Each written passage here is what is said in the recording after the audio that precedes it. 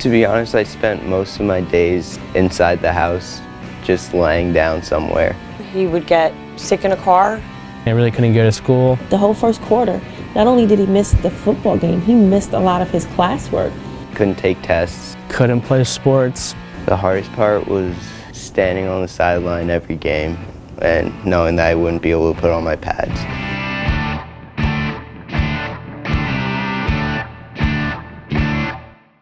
I was playing football and I hit a kid head to head, and then I went back in, got hit in the head a couple more times. Didn't feel the best, but I thought I was fine. In the morning, I was doing a blocking drill, and I went head to head with another player, and then I came back for the afternoon practice, and during a team drill, went head to head again. Loss of consciousness does not need to occur for a concussion to occur. Your head does not need to get hit. It can occur with a hit to the jaw, face, body, neck, anything that causes the brain to shake violently in the skull. Any fast movement of the head, whether or not it strikes an object, can actually shake and rotate that brain enough to have some sort of concussive event. I get hit in the head sometimes. It's a little headache.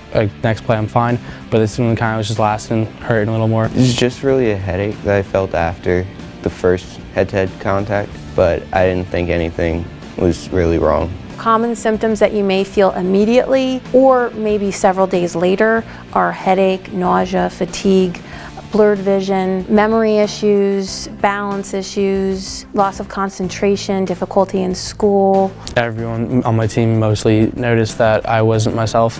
When I got in the line, I just stood straight up, didn't block the guy who was in front of me, didn't remember plays. It just wasn't me. I just got really tired and really drained quickly. I just finished off practice because it was towards the end of it. Some of the important signs that a kid may have a concussion. Number one is, are they abnormally slow to get up? And it's something that a lot of people don't talk about. They talk about the dizziness. Am I having a headache? Do they look like they're wobbling? But one of the number one clinical clues is if you see a person with a high impact event and they're very slow to get up and they don't feel like they have some other injury, there's a good chance they have some sort of concussion event.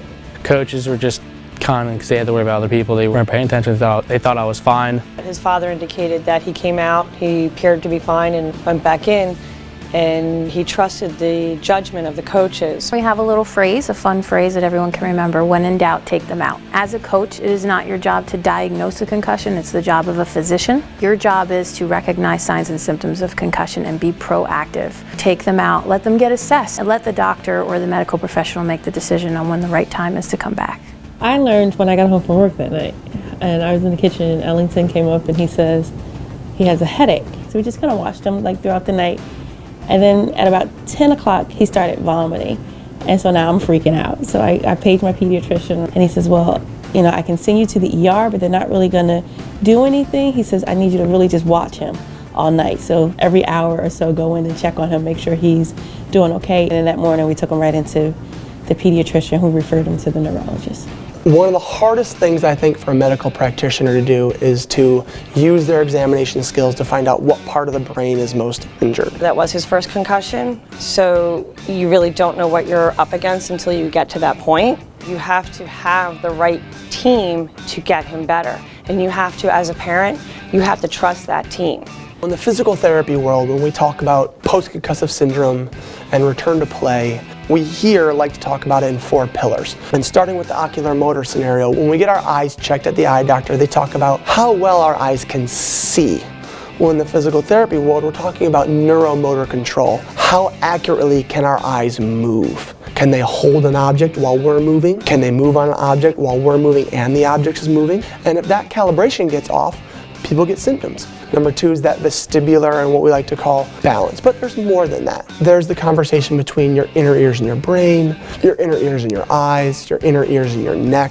And that vestibular system in your inner ears controls a lot of those reactionary movements that your head and neck are doing to both look at an athlete, look at an opponent, look at where the ball is going, look at where you're going to go. We want to make sure that calibration is good, along with your balance to keep yourself oriented while you're performing a very high-end athletic task. task. And one of the nice things orthopedics in the physical therapy world are talking about is the mechanical. Is there something in the upper neck muscles, the upper neck tendons, ligaments, joints that aren't moving correctly? Maybe something lower in the spine that's not moving correctly? And can we mechanically use our hands to actually help that mechanical motion? Can we use our exercise techniques to strengthen and reorient posture and neck control? And then the last pillar is the physiologic. Is your body responding to exercise appropriately? Is it a heart rate issue?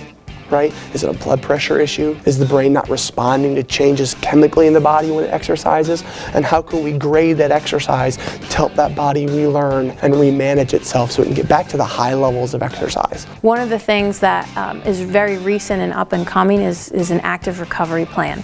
6 years ago, we were not getting anybody active before they were completely symptom-free. What we're doing now is actually getting them moving under clinical supervision, because what we found is that if you decondition, it also decreases blood flow to your brain. So by staying completely cocooned and inactive, you're actually delaying your recovery. So what we're just starting to do at the center now is get them active within 24 to 72 hours after an injury with clinical supervision. That's helping with the recovery process with their lead into rehabilitation and the exercises that they're doing there, and a little bit of a quicker bounce back.